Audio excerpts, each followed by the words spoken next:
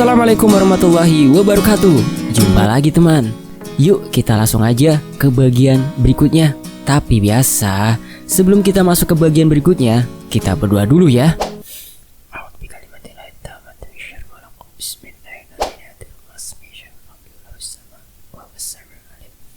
Allahumma sholli ala Sayyidina Muhammad sallallahu alaihi wasallam.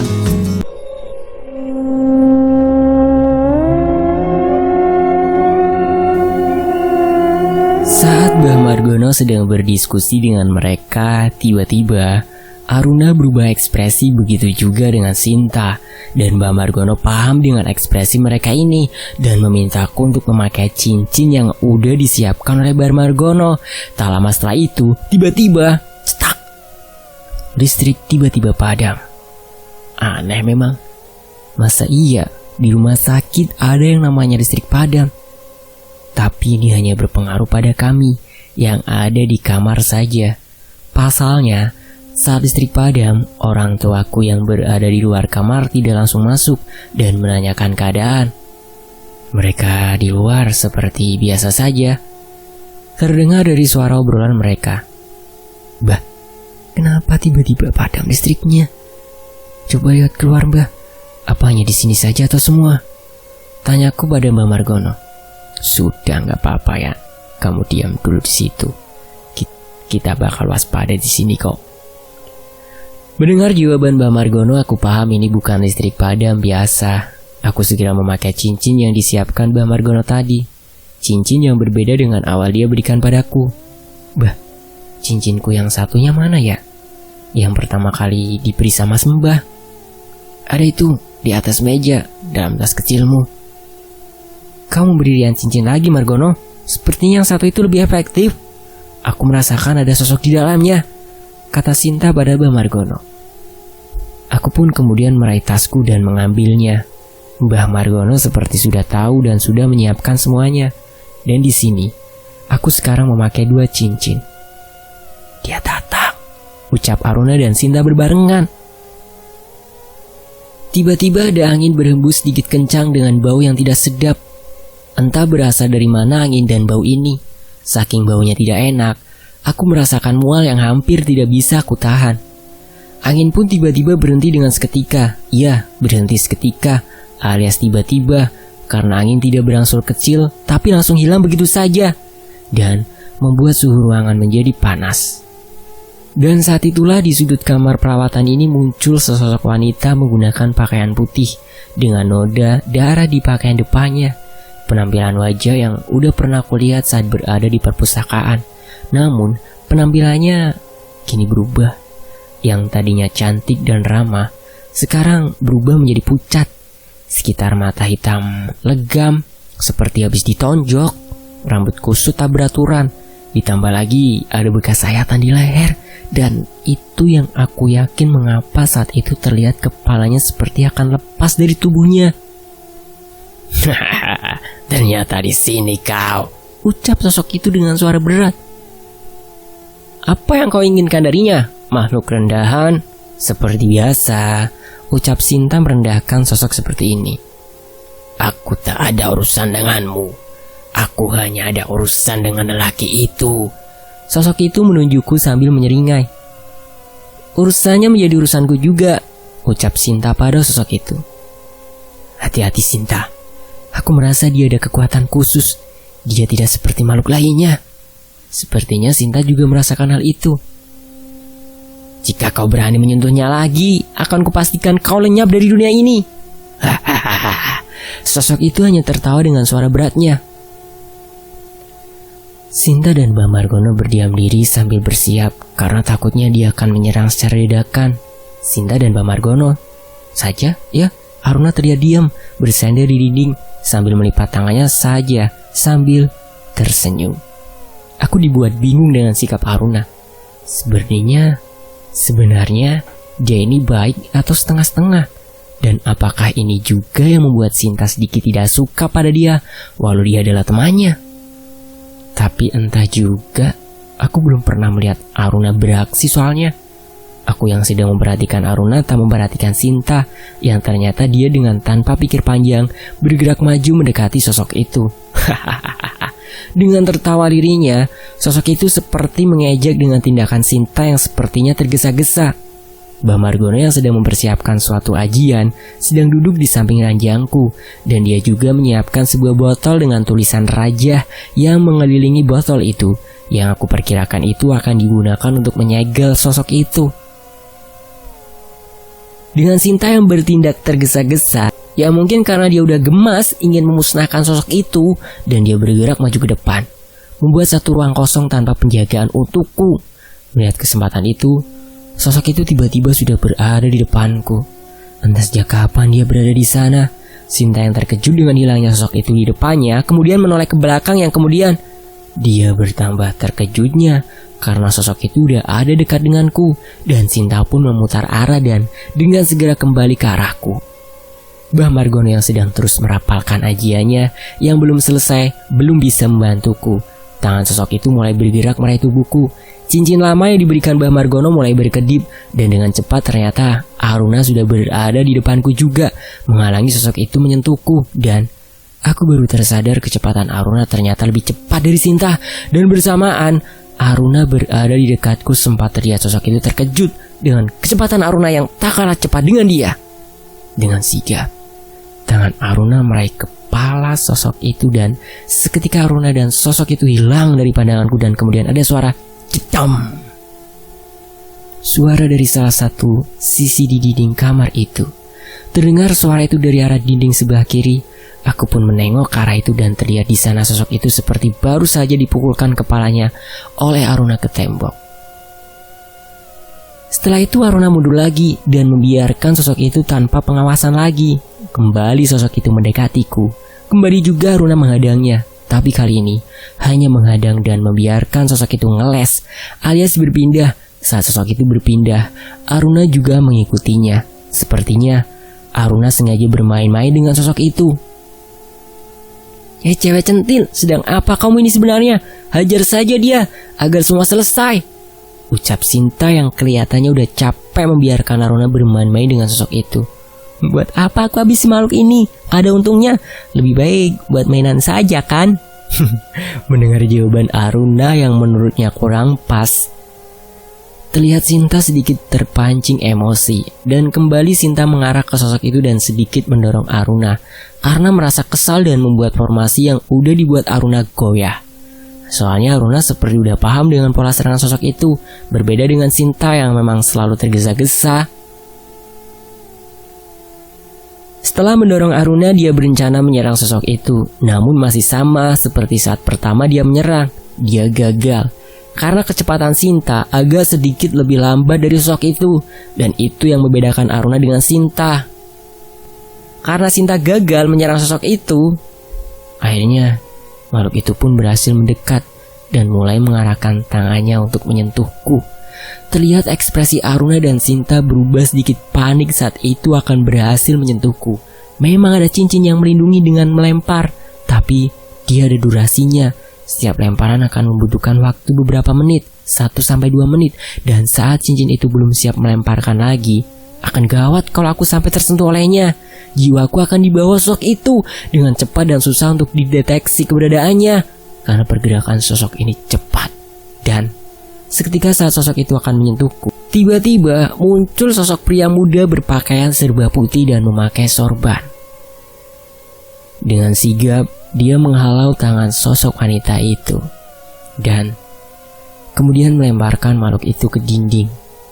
Melihat sosok wanita yang tergeletak itu, kemudian Sinta dengan cepat mendekat pada sosok itu. Dia meraih leher dari sosok itu dan kemudian mengangkatnya, untuk selanjutnya dibanting lagi ke lantai. Dan setelah dibanting, diangkat lagi, tetap dengan memegang lehernya dengan erat. Hebat juga kau makhluk menjijikan. 2 kali seranganku tak mengenaimu. Sekarang kau sudah aku tangkap dan siaplah kau binasa. Dengan ekspresi geramnya, Sinta mengangkat sosok itu, dan setelah itu terlihat sosok wanita itu menggeliat seperti kepanasan. Tangannya berusaha melepaskan tangan Sinta dari lehernya. Belum selesai dengan dia menggeliat berusaha melepaskan diri, Tiba-tiba ditambah perlahan dari tangan Sinta yang memegang leher sosok itu, muncul sedikit api-api yang benar-benar mulai merambat ke atas dan ke bawah, mulai membakar tubuh sosok itu. Melihat hal itu, Mbak Margono memerintahkan sosok pria bersorban itu untuk menghentikan Sinta yang berniat membinasakan sosok wanita itu. "Cepat kau hentikan dia, Endrasuta. Jangan biarkan Sinta menghabisinya." Ya, sosok pria itu bernama Endrasuto, dan dia langsung dengan sekejap sudah berada di belakang Sinta. Kecepatan yang dimiliki sepertinya hampir sama dengan kecepatan Aruna. Sinta yang sepertinya sedang dalam ekspresi yang menyeramkan karena dia tersenyum dan sesekali tertawa sadis melihat lawannya itu menjadi kesakitan, dan sesekali pula sosok itu memohon ampun. Sinta menghentikan tawanya dan melihat ke belakang yang ternyata sudah ada Endrasuto yang berniat menghentikannya. Tanpa baba, tangan Sinta bergerak mengarah ke arah Endrasuto dan berniat melemparkan Endrasuto karena dia tahu dia akan menghentikan aksi Sinta. Namun seperti yang aku katakan tadi, kecepatan Sinta tidak sebanding dengan kecepatan Aruna. Otomatis, dia juga kalah dengan kecepatan Endrasuto. Sekali lagi, Sinta hanya kalah di kecepatan, untuk kehebatan dia sama. Dengan tangan Sinta yang sudah mulai mengarah ke Endrasuto, dia terkejut ternyata Endrasuto sudah berada di sampingnya. Dengan tangan yang sudah bersiap melemparkan Sinta untuk menghentikan aksinya, dan setelah itu terdengar suara Sinta terpental membentur dinding. Dan setelah itu pula Endrasuto menuju ke arah Sinta lagi dan berniat untuk membantu Sinta untuk berdiri lagi. Namun Sinta yang mengetahui hal itu langsung menolak dengan membalas melemparkan Endrasuto ke bagian dinding yang satunya. "Tak usah kau repot-repot membantuku berdiri. Untuk apa kau lemparkan aku kalau pada akhirnya kau bantu aku? Untuk apa juga kamu menghentikan aku, membinasakan sosok itu?"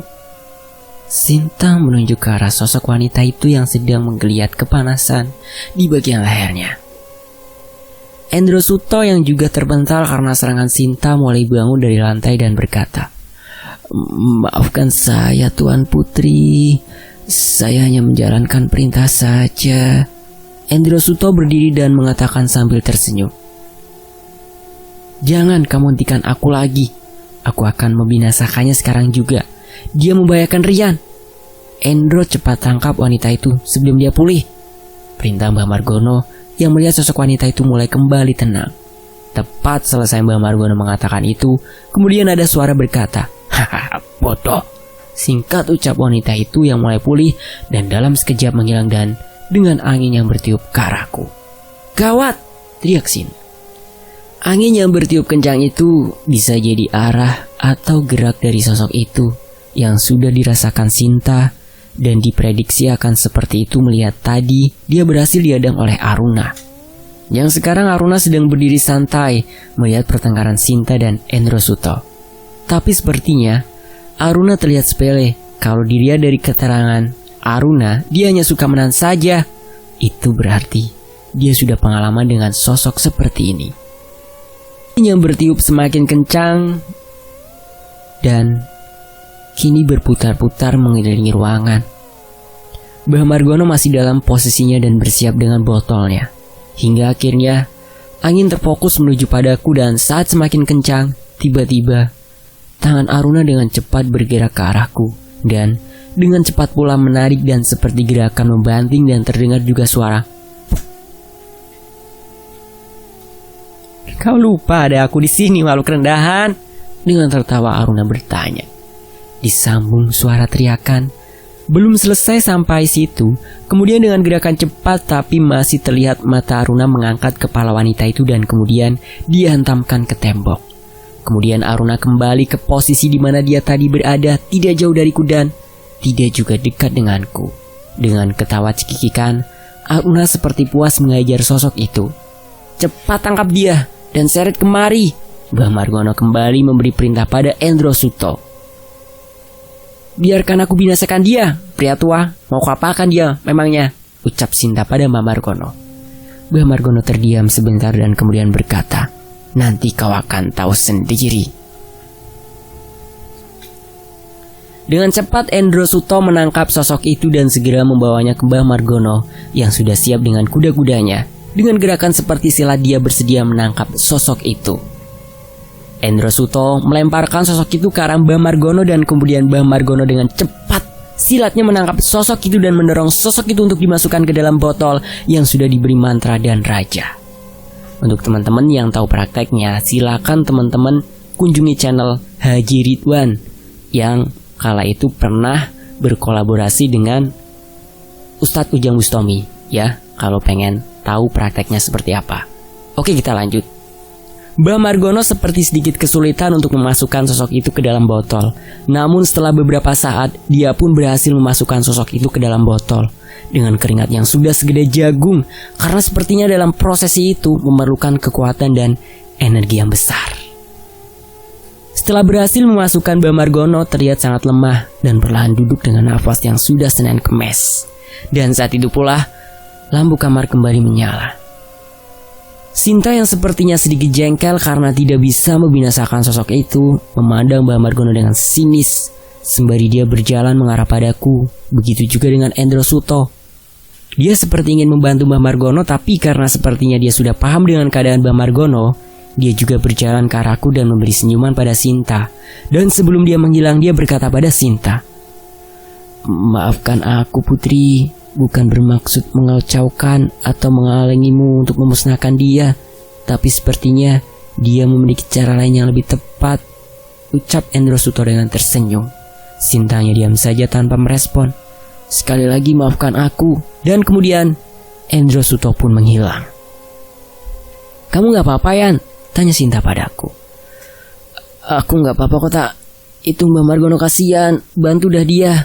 "Ngapain dibantu Yan? Bentar lagi juga biarin aja dulu," Sinta berkata sambil melirik sinis pada Mbah Margono. "Kamu ini ada-ada aja tak. Belum dia. Palingan habis ini kejang dulu. Nah, setelah itu baru tambah Aruna pada Mbah Margono.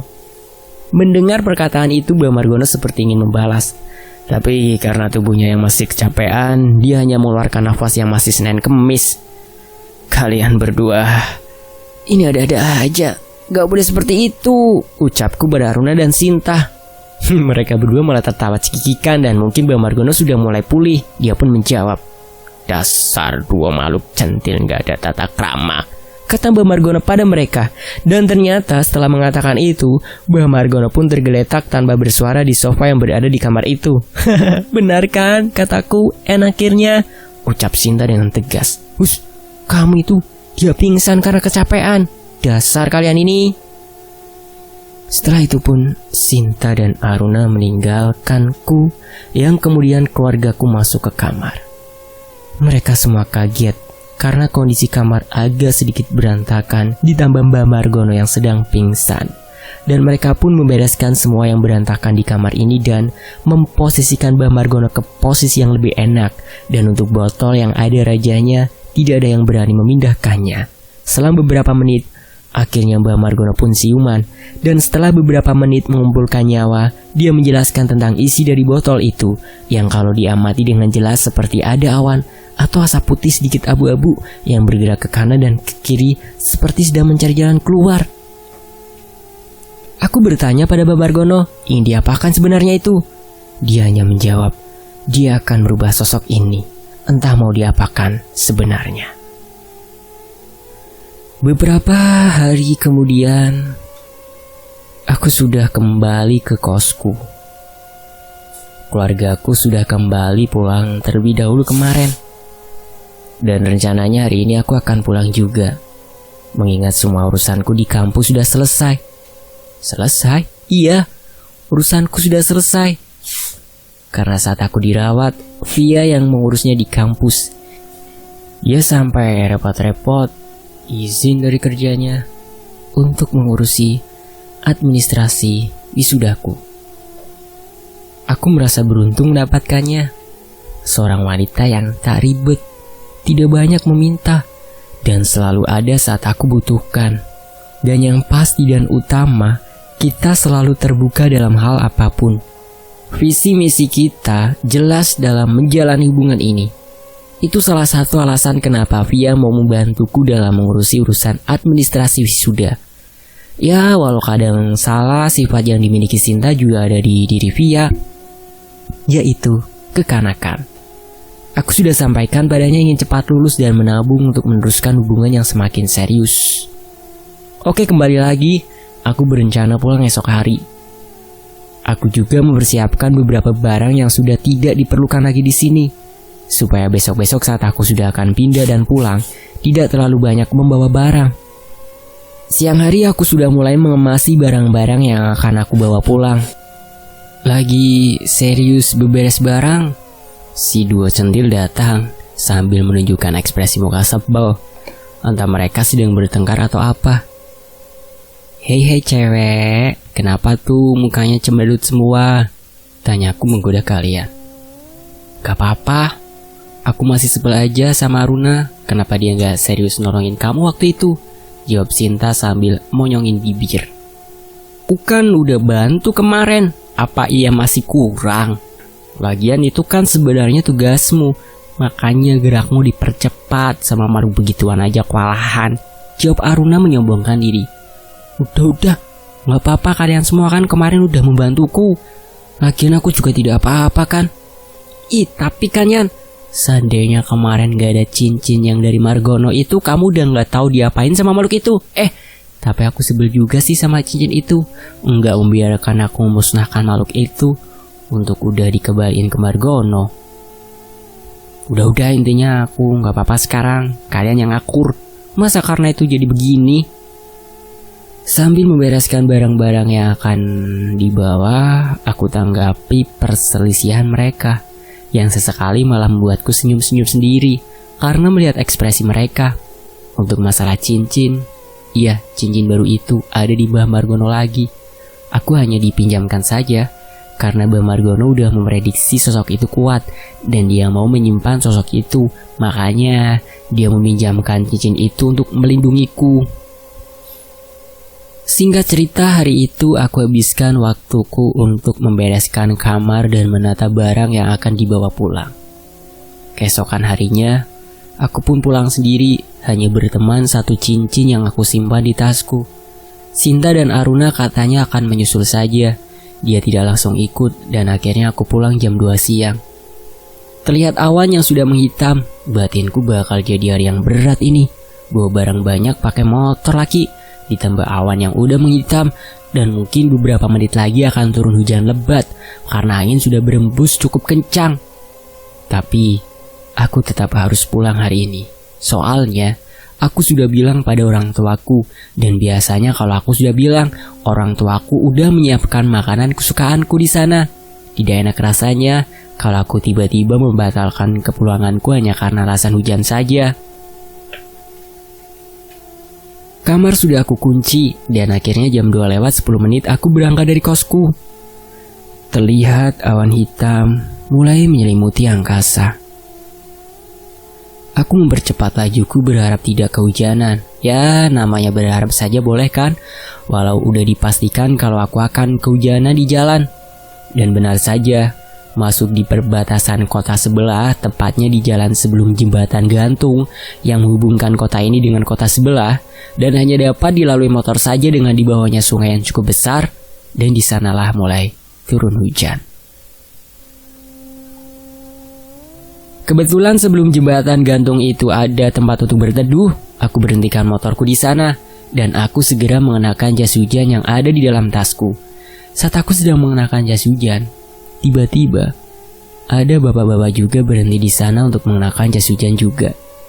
Bapak itu berhenti di sebelahku, tepat mengenakan pakaian rapi seperti orang dinas mengenakan baju batik dan celana kain hitam. Tapi wajahnya tertutup masker.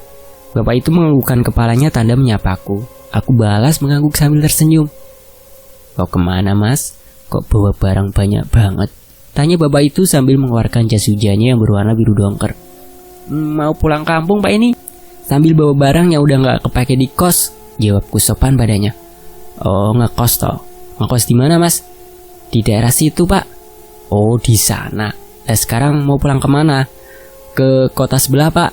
Bapak sendiri mau kemana? Loh, ya sama toh jurusannya. Saya juga mau ke sana, di daerah situ sih. Bapak asli sana toh? Oh enggak, saya asli sini. Cuma dapat istri orang sana. Oh gitu, ya udah bareng aja Pak kalau gitu. Lebih enak kalau ada temennya. Oh ya nggak apa-apa. Tapi kalau mau duluan juga nggak apa-apa. Masnya udah selesai kan? Nanti saya susul. Ya deh Pak, ya udah saya duluan Pak. Aku melanjutkan perjalanan terlebih dahulu seperti yang diperintahkan bapak itu. Aku melaju tidak begitu cepat, melihat kondisi jalan yang kurang rata saat itu dan hujan yang turun cukup deras. Sampai di jalanan yang sudah rata, aku tambah kecepatanku berharap cepat keluar dari zona curah hujan yang lebat ini. Dan dari belakang terdengar suara klakson motor. Tintin. Terlihat bapak itu memberi suara klakson untuk memberi tanda padaku kalau dirinya sudah selesai. Bapak itu memacu motornya dengan cepat dan menyalipku. Aku yang merasa tertantang dengan kecepatan motor itu, lalu aku tambah kecepatan motorku untuk segera menyusul bapak itu. Kebetulan motor bapak itu hanya motor matic. Dipikirku masa iya aku kalah sama motor matic sih. Makanya aku terpancing memacu motorku dengan cepat. Tak terasa kami saling menyalip seperti sedang balapan. Tapi ini yang asik di perjalanan. Jadi tidak terasa lama karena kita asik saling berpacu kecepatan. Hingga akhirnya aku sampai di wilayah perkebunan pohon nangka lagi. Suasana mistis masih sangat terasa. Ditambah mendung yang membuat suasana siang hari berasa sangat gelap dari biasanya. Terlihat beberapa sosok yang sepertinya dulu pernah menggangguku hanya berdiam seperti sedang berteduh. Walaupun mereka tidak mengganggu untuk saat ini, tapi tubuh ini tetap saja merasa merinding. Aku tetap memacu motorku dengan cepat dan terus salip-salipan dengan bapak-bapak itu. Dan tak terasa pula, kita sudah melewati area perkebunan itu. Hujan masih terus saja dengan intensitas yang tinggi, alias masih lebat. Aku yang mulai merasa capek dengan balapan ini. Aku mulai mengendurkan kecepatanku hingga akhirnya bapak-bapak itu meninggalkanku. Cukup lama aku berjauhan dengan bapak-bapak itu dan akhirnya aku sudah sampai di daerah kotaku. Aku sampai di sebuah turunan curam yang berliku-liku dengan hujan yang masih sangat deras. Tiba-tiba, saat hampir sampai di bawah jalan dengan turunan curam, terlihat ramai sekali banyak orang dan mobil yang berhenti. Sepertinya terjadi kecelakaan. Aku masih belum tahu kecelakaan antara apa dan apa. Tapi terlihat para warga yang ingin membantu tidak berani mendekat. Ada bapak-bapak bermantol dan menggunakan masker menghentikan aku. Dan sepertinya dia kelihatan sangat panik. Terlihat bapak itu seperti menangis dan memohon padaku untuk segera menelponkan ambulan. Aku turun dari motor dan kira-kira itu kecelakaan siapa ya? Atau bapak-bapak tadi yang balapan dengan Mas Jan itu sosok yang udah kecelakaan? Ya nggak tahu ya. Kita tunggu saja update-nya dan ada di bagian video berikut ini ya. Tetap di Fakta Sejarah, jangan kemana-mana. Admin undur diri dan wassalamualaikum warahmatullahi wabarakatuh. Sampai jumpa teman-teman.